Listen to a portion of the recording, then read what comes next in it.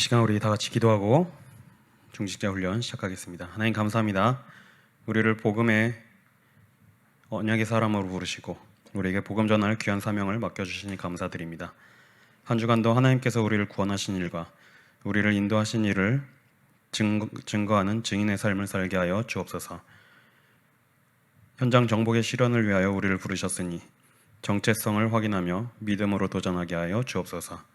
살아계신 우리 주 예수 그리스도 이름으로 감사하며 기도드립니다. 아멘. 네, 일단 성경 말씀 우리 사도행전 9장 15절 한 절 보겠습니다. 사도행전 9장 15절입니다. 제가 읽겠습니다. 주께서 이르시되 가라, 이 사람은 내 이름을 이방인과 임금들과 이스라엘 자손들에게 전하기 위하여 택한 나의 그릇이라. 아멘.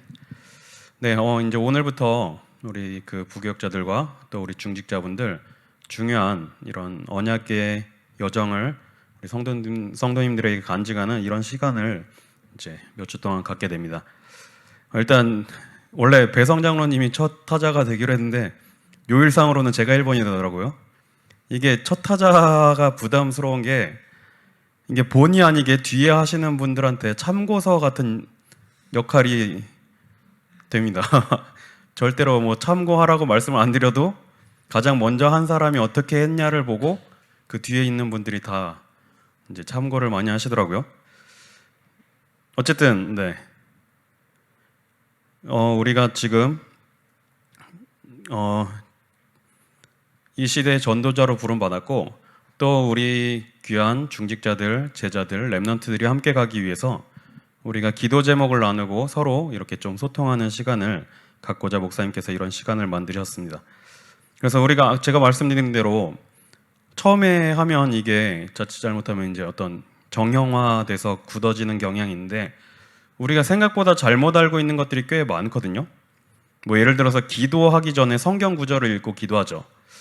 뭐 꼭 읽으면 안 된다는 건 아닌데 우리가 하나님 앞에 기도하는데 하나님의 말씀을 읽는 게 좀 이상한 거 아닌가요? 그래서 하나님께 기도할 때는 굳이 성경 구절을 읽지 않아도 된다고 뭐 이렇게 얘기를 해요.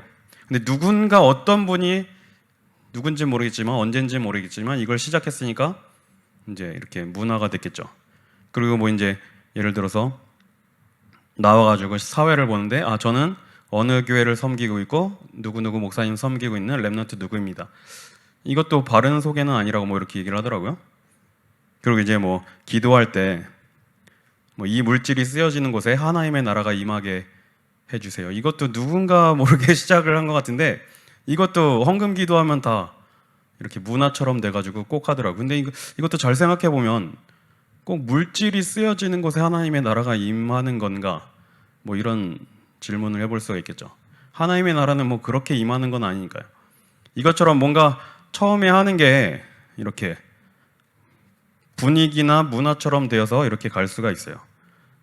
그 말은 이제 뒤에 하시는 분들은 뭐 제가 하는 걸 참고하지 마시고 나름대로의 언약의 여정을 정리하시고 이렇게 간증을 해주시면 좋을 것 같습니다. 그래서 오늘 인생을 통한 저의 언약의 여정을 이렇게 잠깐 짧은 시간에 간증을 하려고 하는데요. 제가 신학교에 이제 들어갔을 때 학부 1학년 때 교수님 한 분이 과제를 내주셨어요. 거의 이제 학기 초기죠.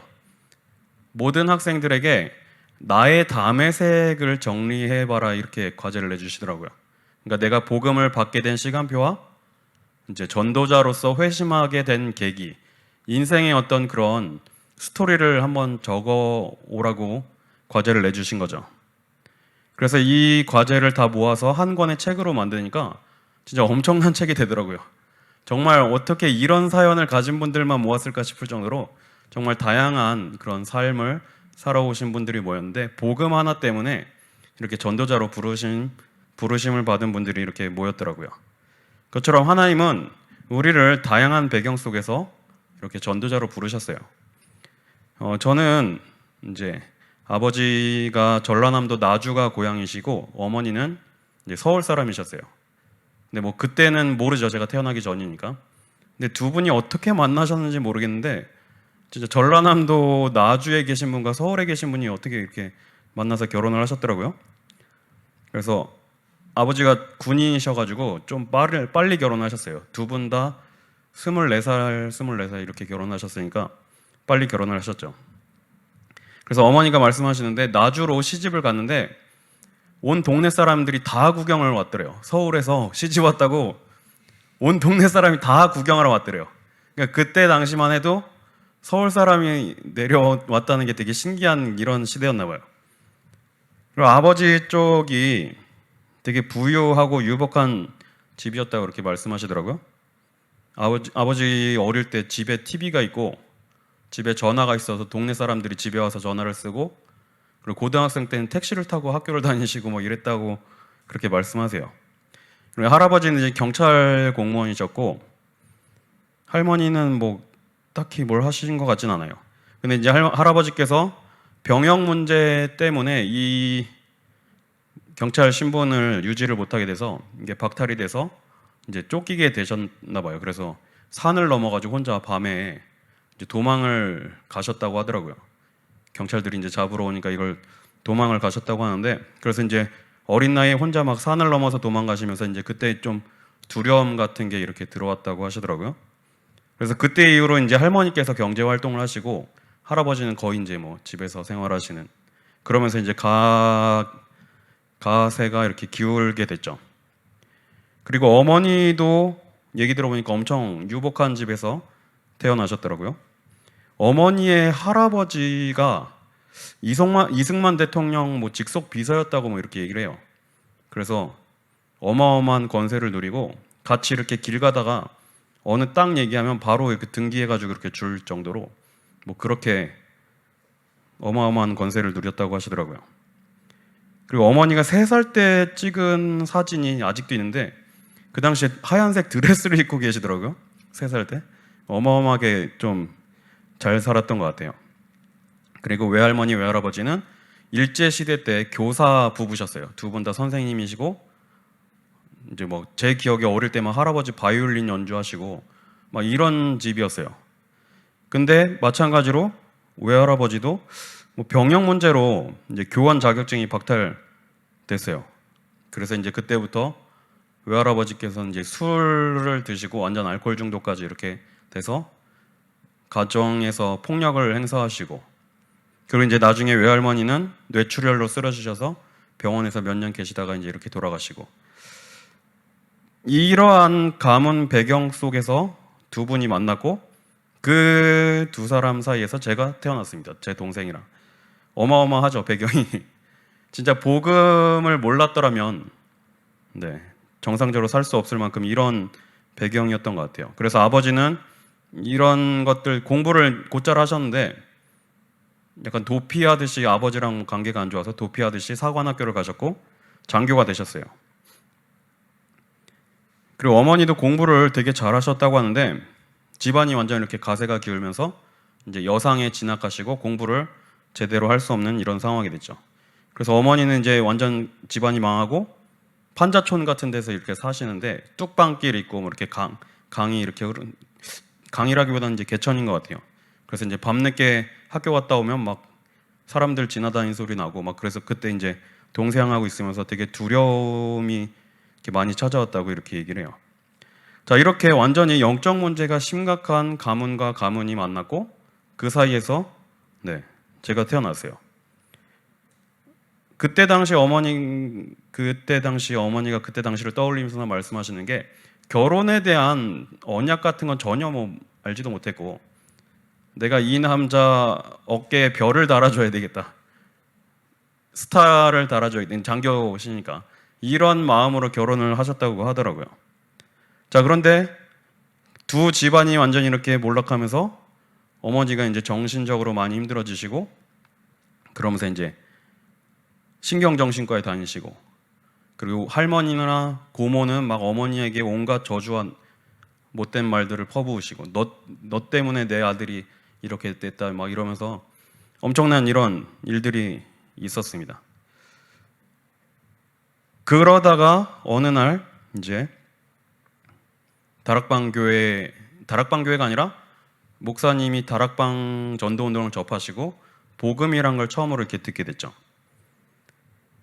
아버지가 장교 출신이셔서 거의 저는 어릴 때 1년에 한 번씩 이사를 다녔어요.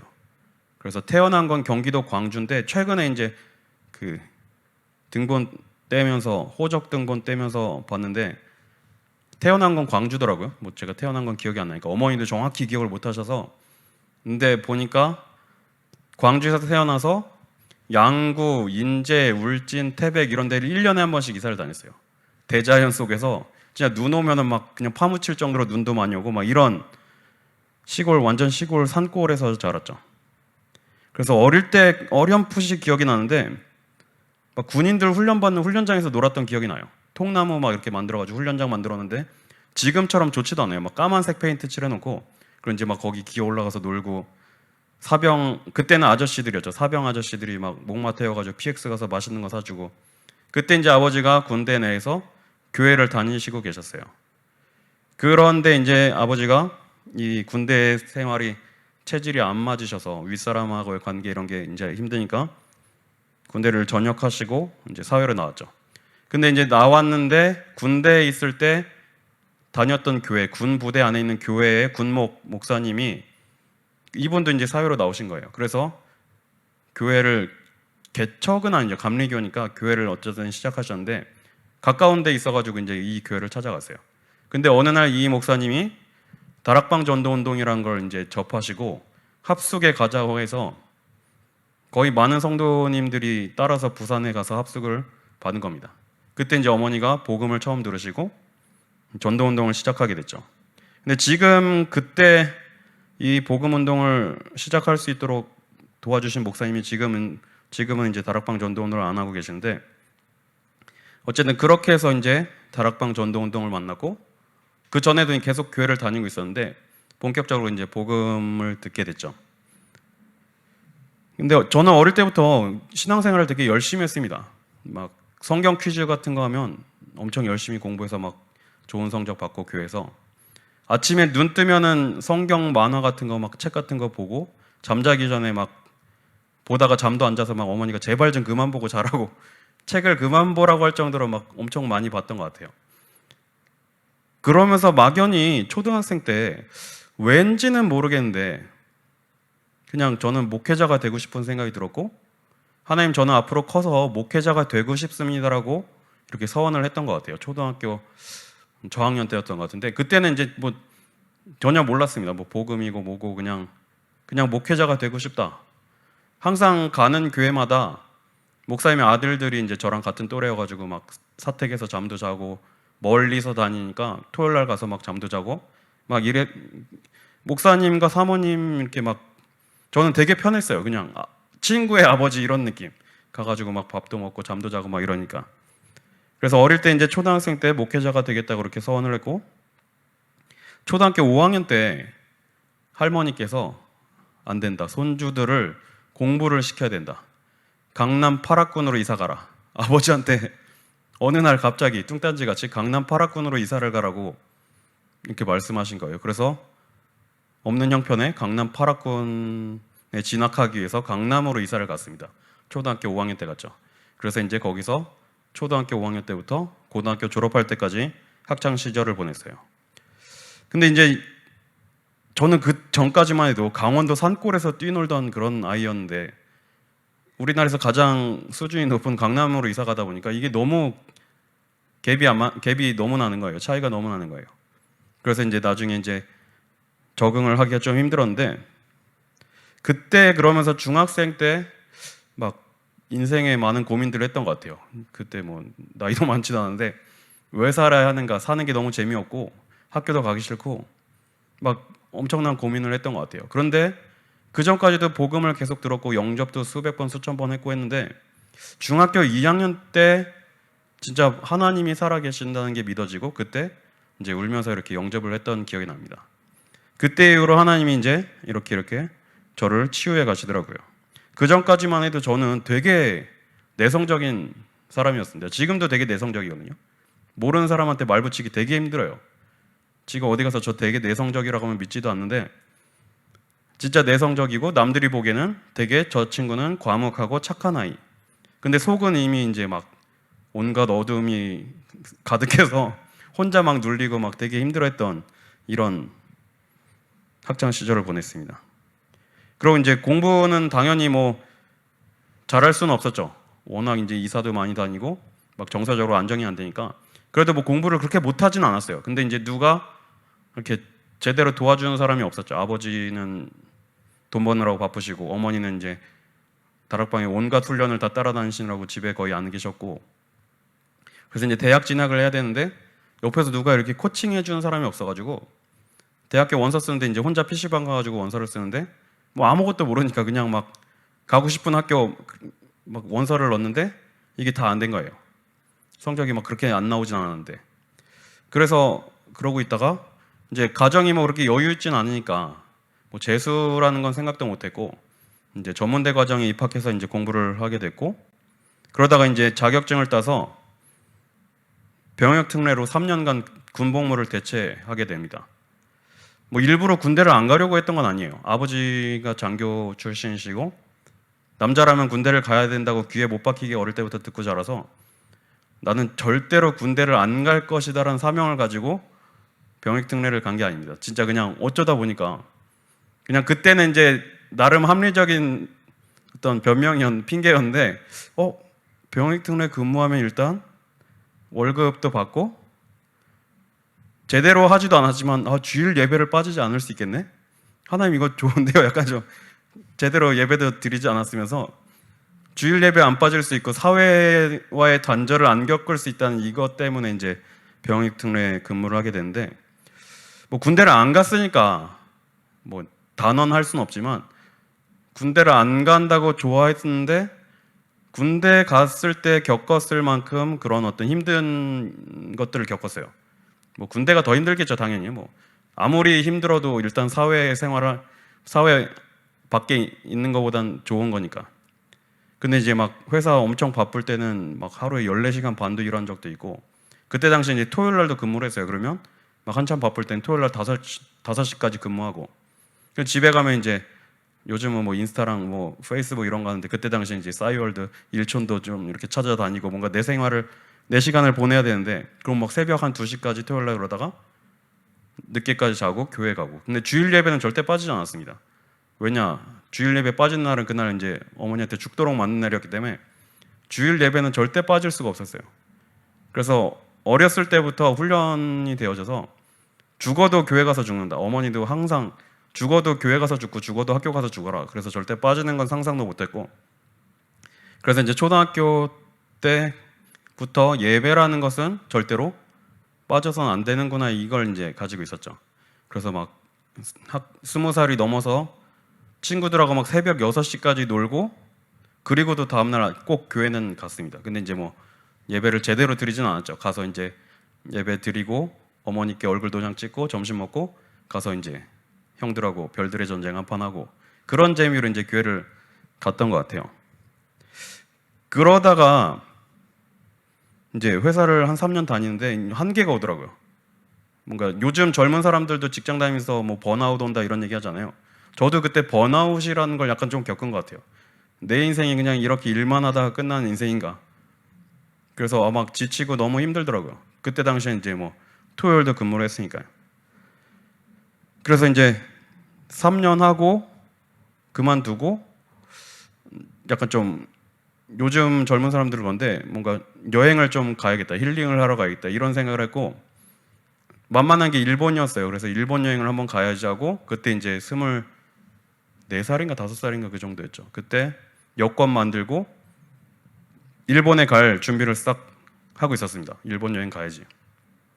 근데 이제 제가 그때 안양에서 교회를 다니고 있었는데 교회 목사님 아들이 야, 대만에서 전도 캠프가 있는데 한번 같이 가지 않을래? 이 목사님 아들이 어릴 때 사고치고 대만으로 도피 유학을 가서 대만에서 생활하신 형님이었거든요.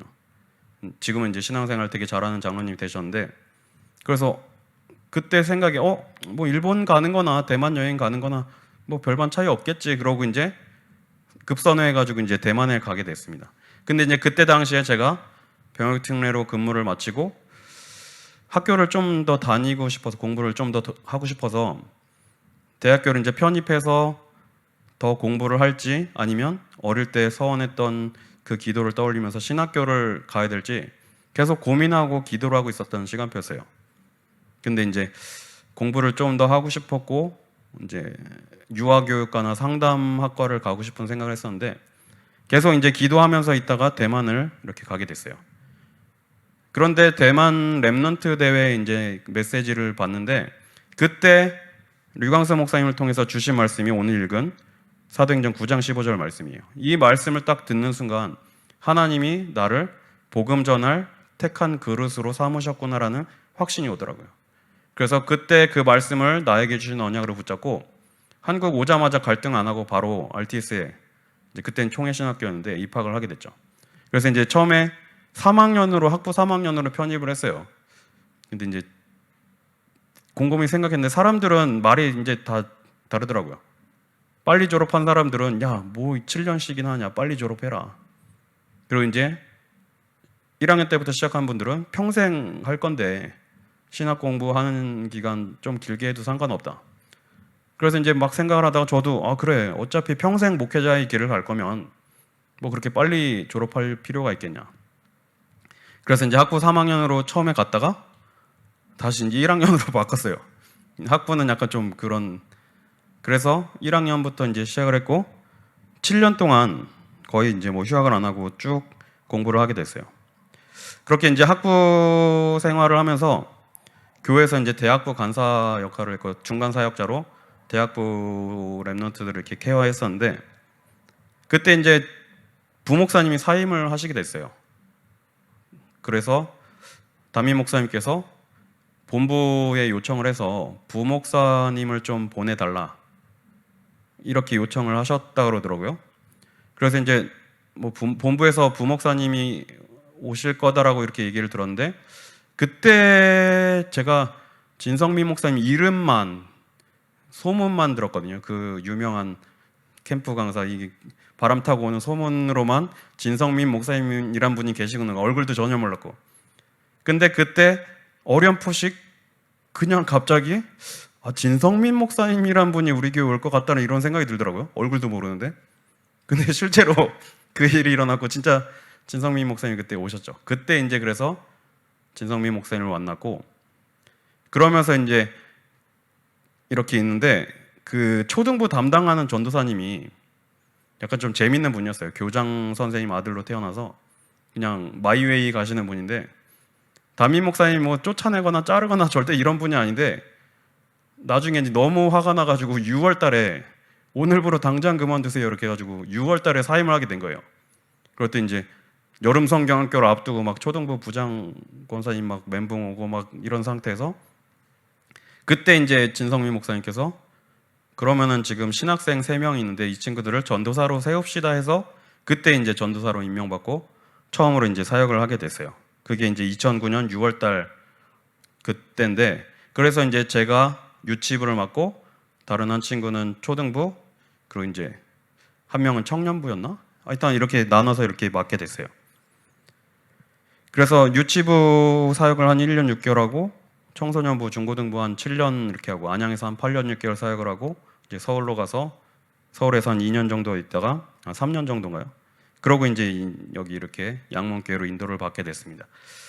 뭐 짧게나마 제 지금까지 이렇게 인도받아온 부분을 이렇게 설명을 드렸는데 지금 돌아보니까 하나님께서 나를 인도하셨다라는 게 확실히 보여지더라고요. 그 당시에는 안 보였어요. 그러니까 중학교 때, 중학생 때 너무 힘들어서 그렇게 있다가 하나님을 만났고 예수를 그리스도로 영접했는데 뭐 갑자기 막 뭐가 달라지거나 변하는 게 없더라고요. 그런데 어느 날 지나고 보니까 하나님이 나를 치유하셨구나 이게 이제 보여지더라고요.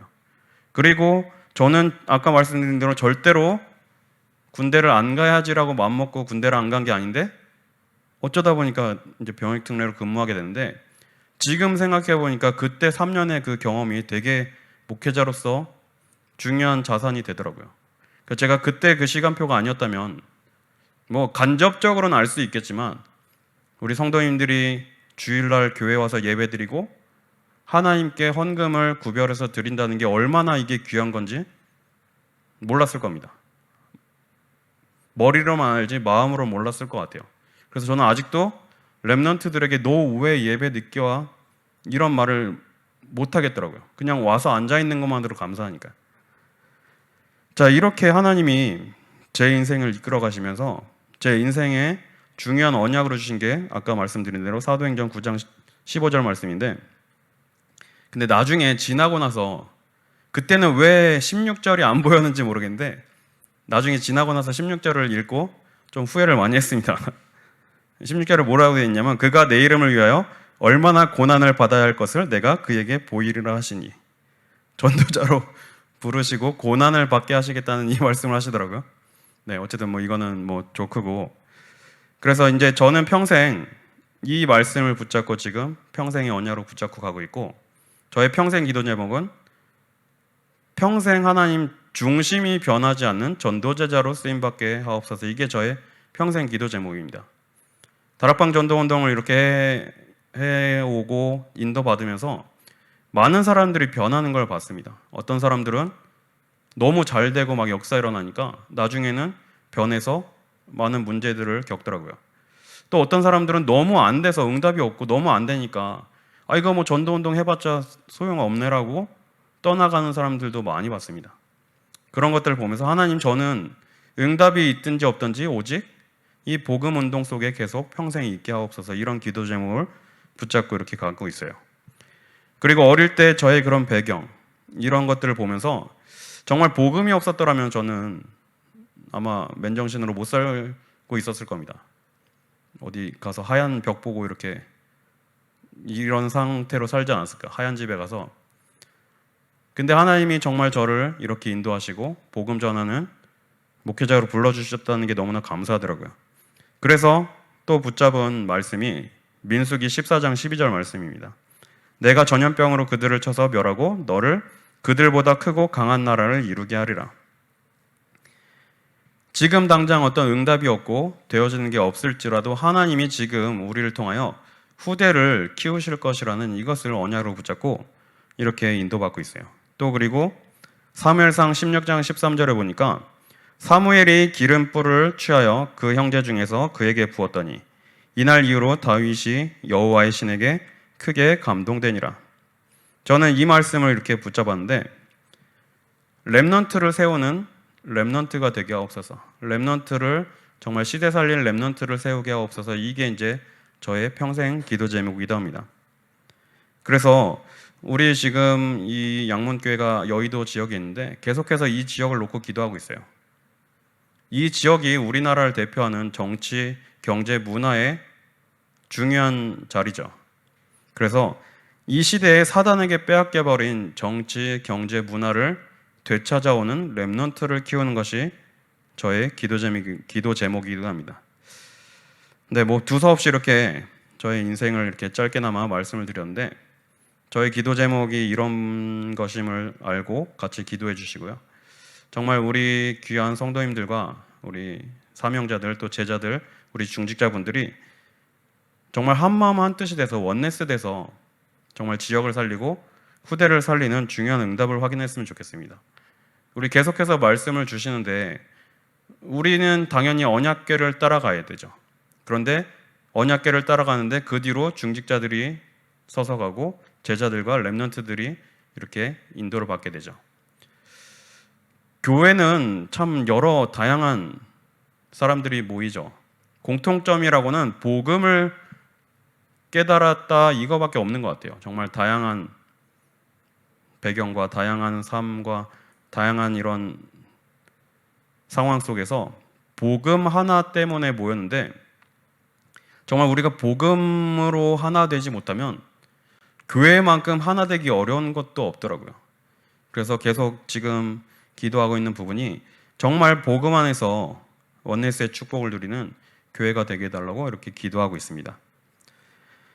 네, 아까 말씀드린 대로 제가 전혀 잘한 게 아니니까 우리 이제 뒤에 하실 분들은 제가 한 걸 참고하지 마시고 하나님 앞에서 정말 기도하시면서 하나님이 주신 중요한 간증들을 이렇게 해주셨으면 좋겠습니다. 네, 또 다음에 이런 기회가 생기면 또 중요한 기도 제목을 놓고 함께 이렇게 나눴으면 좋겠습니다. 한 주간 주신 말씀 붙잡고 현장에서 응답을 확인하시고 주일날 주실 말씀을 기대하면서 주일날 뵙도록 하겠습니다. 제가 기도하고 마치겠습니다. 하나님 감사합니다. 우리를 이 시대의 전도자들로 부르시고 귀한 사명을 맡겨주시니 감사드립니다. 나의 24를 찾고 교회 24를 찾고 현장 24를 찾는 귀한 성도들 되게 하여 주옵소서. 오직 언약궤만 따라가며 말씀만 따라가게 하시며 중직자들과 제자들과 렘넌트들이 그 뒤를 이어서 함께 갈 수 있는 은혜를 허락하여 주옵소서. 살아계신 우리 주 예수 그리스도의 이름으로 감사하며 기도드립니다. 아멘.